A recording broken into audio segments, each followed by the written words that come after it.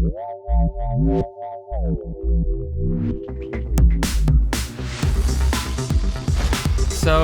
I think the best strategy here is just to run past everything, right? And they'll all go off at once. So that takes care of that problem, right? Whoop! Uh-oh. Oh, what? Why can things trap? Oh my goodness, what is happening? What an absolute mess! Hello everyone, how you doing? I have another new supposed Souls-like here for us to explore today, courtesy of Toadman Interactive. Thank you to them for sponsoring this video, and if you're interested in playing the game we're about to look at for yourself, you can find a link to it in the description below. Now before you dismiss this as not a Souls-like, because I know that term has been confused and added to over the years, let me tell you how I think about it. It's absolutely true that the Souls games have had a big influence. I think everyone would agree. And I have to imagine that in 10 years or so, we'll be able to look back with the benefit of hindsight and witness the evolution of this Souls-type genre. See how it started, and then how it changed, how it innovated, and what will it turn into in the future? We don't really know. Like the trunk of a tree branching out. But for something to innovate, drastic change is needed to expand upon the formula. And ladies and gentlemen, today we have a game which just might be onto something new. Do my eyes deceive me? So, welcome again to Immortal Unchained. This is a hardcore shooter action RPG game developed and published by Toadman Interactive. After a relatively extensive character customization sequence in which you personalize your look, you pick between 6 starting disciplines: Tracker, Vandal, Raider, Wanderer, Marksman and Mercenary. I went with the Marksman because if the innovation of this game is guns, I want to experience that, rather than picking the more close-range classes that had shotguns, grenade launchers and melee weapons. You awaken as an immortal one. You've been chained up and imprisoned, clearly, for an indefinite period of time, and judging by our prison, we might be pretty powerful. I just get that feeling. Turns out we are an immortal one, being freed by the Warden, reluctantly, because we have the skills to save them from some kind of world-ending cataclysm. So what I'm going to do is explain to you how this game works and what it has to offer with the beginning levels, and then I'll show you some live footage of me making decisions in a later stage of the game, and then finally we'll wrap up with some general thoughts of the bigger picture, and I'll tell you what I think overall. I think that'll give you a nice introduction to this game. The place we begin inside is called the Core, and we are trying to get out of the hidden vaults. We start looting, collecting items, extending bridges, and just figuring out the controls, to be honest, and we find our first obelisk, which works exactly the same as a bonfire in Dark Souls. It's where you level up your attributes, and this is where I realized the leveling system is fundamentally the same as the other games I tend to play.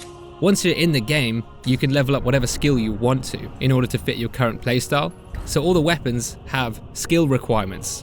A lot of weapons you won't be able to use until you level up the stats needed for it, so nothing is locked to a specific class. You can tailor everything how you'd like it to be, just with some investment, which is nice. For up-close melee action, you would upgrade strength and endurance. For ranged headshots and critical strikes like my Marksman class, I focused on finesse and perception. One thing this game does have is a lot of weapons. I was told there are over 100 guns, which you find in chests and by killing enemies, and I believe they are randomized drops from a small pool. Continuing through this tutorial area, which is quite boring, I have to be honest with you. I didn't think the start of the game was as strong. Nothing much to look at either. But then we encounter the first boss, the Housecarl Invader, which again is pretty boring, and I wish they gave this game a stronger opening because it's later on in the game where things get interesting, at least for me. This boss fired some short and longer bursts at you.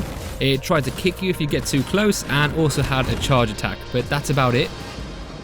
Firing at him with my pistol, which is the only weapon I'd found up until this point, worked pretty well, but you soon realise the most effective strategy is to dodge round and shoot him in the back, and that unfortunately happens to be the #1 strategy for the rest of the game. At least with my Marksman class, frankly it felt like it was the only thing I could do. All the bosses I fought, and about 80% of the enemies, have a weak point in their back, which you'll soon realise as you go further through this video, but as I'm a sniper class, that's where I aim to get my critical hits. Now that being said, you could target other limbs too, like crippling enemies by shooting off their legs and arms. Slicing enemies with my swords did the same thing. I could even cut off the arms of my enemies that were holding their guns, so then they couldn't attack me until their arm regenerated. But I chose to use a controller because it's just what I like to use. And that turns on an aim assist, lock-on type of thing, which made it harder to target specific body parts. But as I said, I didn't really need that anyway because I'm going round for the back, getting the weak spots, and that's just easier. Maybe this is more like Dark Souls than I realized. Oh, I also got stuck in the door of the boss at one of my attempts and I couldn't get out. But this was the only major bug or issue that I found during my time. And for a AA studio, that's pretty good. I expected there to be more issues, to be honest, but it actually ran and performed pretty well. The Grand Hall was the next area and was yet another Dark Souls inspired thing, or I should say Demon Souls. It's a central hub area from which you can teleport to other worlds, just like the Nexus from Demon Souls. An NPC called Aras, I think is how it's pronounced, I don't know, reveals more of the lore and story to us and allows us to converse with the Monolith, which triggers a cinematic story cutscene. Join with the monoliths. Go and become one with it. Can I just say, all the NPCs were fully voice acted, and the voice acting was really good. I was quite surprised because, as I said, this is a smaller AA development studio, but they nailed the dialogue. I feel like that is one area where you might try and cut corners, but no, it's all fully voice acted and it sounds good. And on that note, this is where I can also tell you the story in this game is presented more directly than Dark Souls, but again, still in the same style. So it's not spoon-fed to you. You do have to pick things up as you go around the levels, as you'll see, but you end up viewing cutscenes like this as you play somewhat often, like at the end of every level or so. This Grand Hall holds the portals to other dimensions. Only 3 are available at this time, but as you progress, more become available. You can actually go through any of them right from the start, which is great. I like that freedom of choice they give you. But the one you're most likely to go through is the one that's already been opened, and that is the portal to the frozen ice world of Arden. The other 2 are locked and require payment, which comes in the form of the game's currency called bits. Entering the Scar of the Abyss on the world of Arden, I started noticing points of interest found along the levels. Sometimes they're called forlorn idols, and accessing these points reveal more of the lore and story.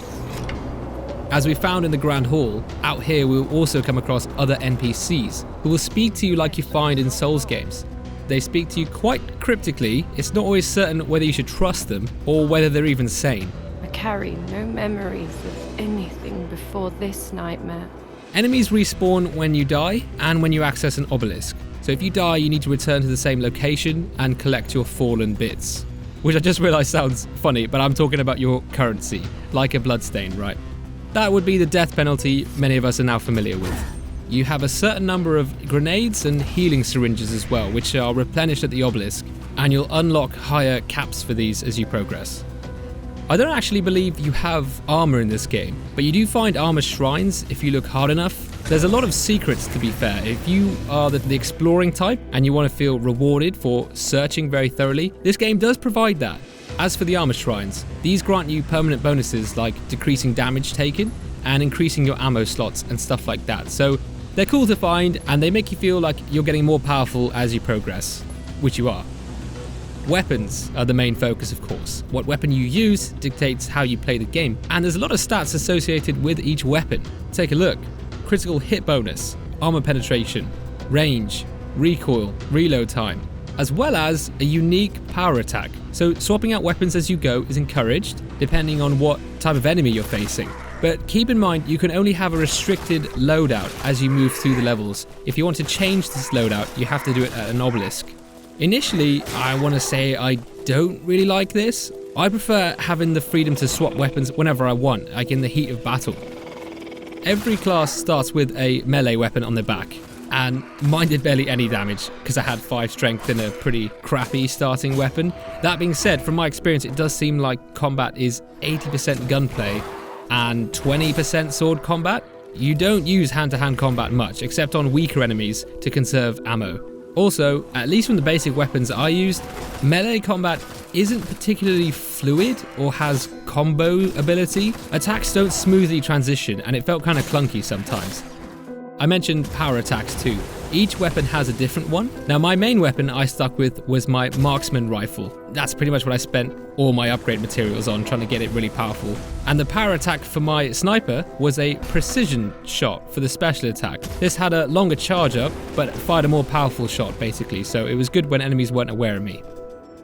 I now want to cover one of my favourite parts of this game, which, believe it or not, is the level design and the interconnectedness and the nature of it. I think as a Souls veteran, you would end up appreciating the levels. I found things started connecting in a way that made sense to me. You often found chests that required too many high-level components that you didn't have with you at the time to open it, which meant you had to remember to come back to them later when you had the right components.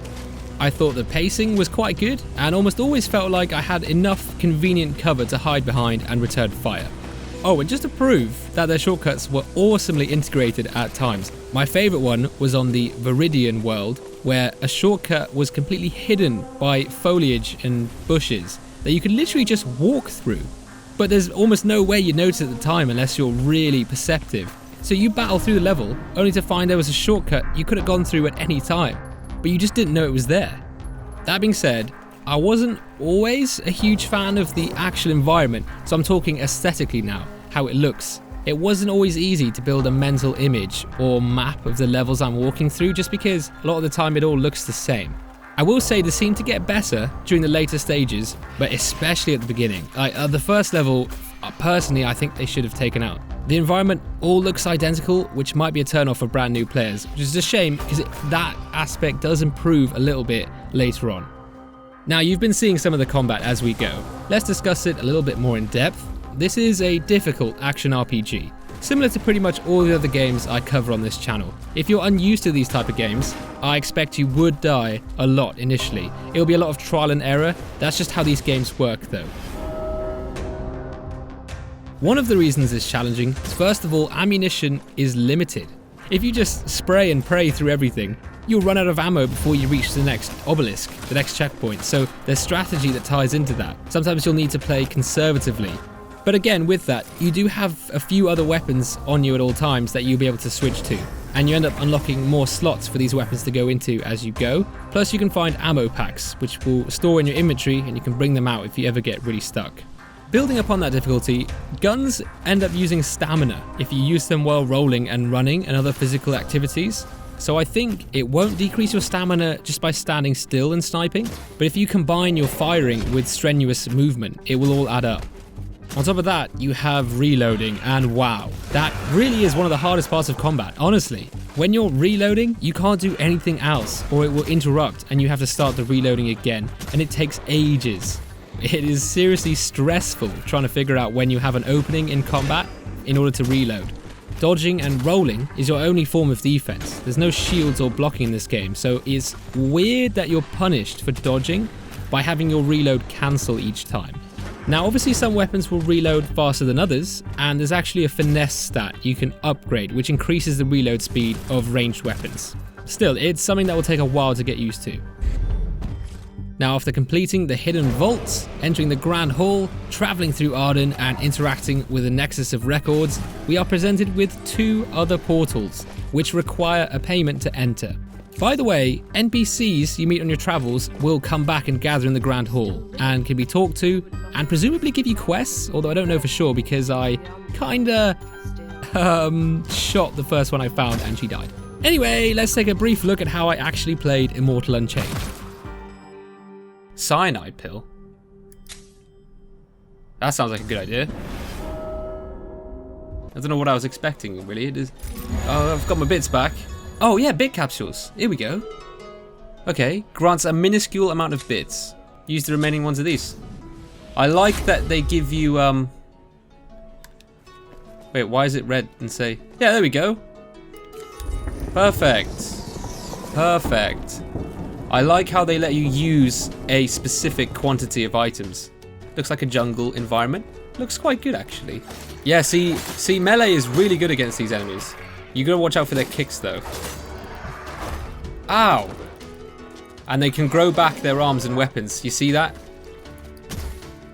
Oh, and this enemy isn't responding. Okay, sometimes I've noticed if you're just out of range of enemies, if you shoot them, They literally don't react. So, but it looks like from here he doesn't react.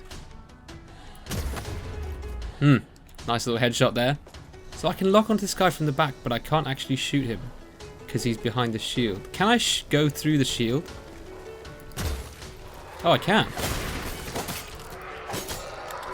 Nice. Okay, I got my bits. Oh, crap. Oh, the reload again. No, wait. Are you saying... Oh, my goodness. The reload...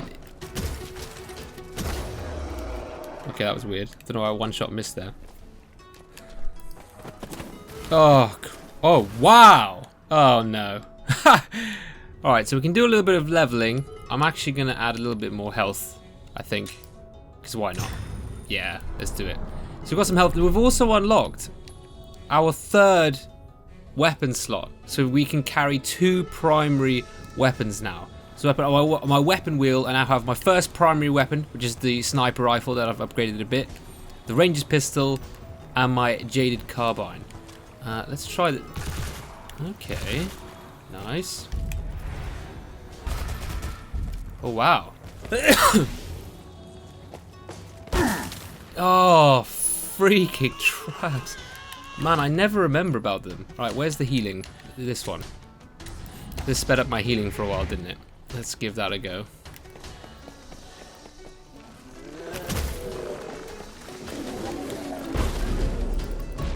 What? Oh, so you're telling me that's what I fell down from a distance?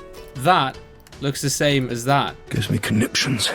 The ladder is down. You have to actually kind of kick it down, obviously, to be able to use it as a shortcut. Good. We're making progress. Like one of those doors back in the core. Armor shrine. Nice. Oh! Whose ear can hear my plea? In a wretched hole I stand. Lend a hand.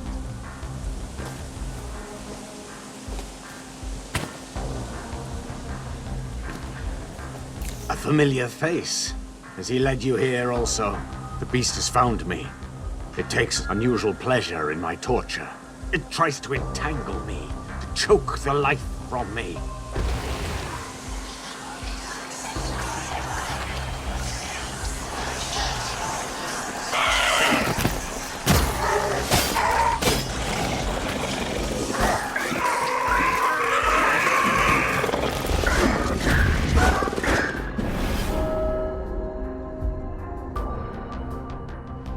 Okay, so overall opinions and initial impressions. That's what we're going to wrap up with. First of all, I think the designs and inspirations Immortal Unchained have taken from Dark Souls are the best parts of the game. These are things like the obelisk checkpoint system, the central Grand Hall hub, the interconnected level design with awesome shortcuts, the NPCs delivering understated parts of the story with great voice acting, and they all have their own agendas. Dashing and rolling have iframes, invincibility frames, which I just personally really like. I think it requires a lot of skill from the player. A lot of combat relies on remembering attack patterns as well as observing weak points. The leveling system's good, and the stamina system forces you to be tactical. However, the innovations and systems unique to Immortal Unchained that they bring to the table, I think are hit and miss generally. I was very excited to hear of a developer taking on the monumental challenge, combining Dark Souls with ranged gun combat. I mean, that is a genre clash if there was ever one, but after playing it for myself, I don't see this becoming the future of the genre. I could be wrong, but merging a third-person shooter with an action RPG, it's just such a tough task to achieve. And I actually think they did a really good job in the end, especially with a smaller team. There were a lot of cool things and good ideas, breaking down your unwanted weapons into usable components, and then you can use those components to upgrade your other gear that you actually want. That recycling idea is cool, and it helped me a lot when I was preparing for one of the bosses. But overall, the main character movement was a bit stiff, particularly the melee weapon combat. Nothing immersion breaking or anything. For a AA game, I'd say it's pretty good. Remember, it's not an indie or a AAA game. It's in between, which is strange. You don't really see that much these days, so set your expectations accordingly. I really liked it. I actually had a lot of fun. It was something different anyway, at least with the 10 hours or so I've put in so far. I really like Sci-Fi actually. It's great for letting your imagination go wild. And I like Dark Souls, so of course those things fit together quite well for me. Thank you for watching everybody. Please let me know what you think of this new series, and remember the link to purchasing the game Immortal Unchained can be found in the description box below. If you do give it a try, let me know what you think, and thank you once again to Toadman Interactive for sponsoring this video. I really appreciate it. Also, about the new series thing, it's not really a new series, I know, I've covered many similar games before, but I wanted to make it a bit more official. I'm going to put them into a Souls-like playlist, and can anyone think of a better term than Souls-like? Let me hear any suggestions for that. Action RPG is just not specific enough. Leave a like and subscribe and stuff, and I'll see you soon.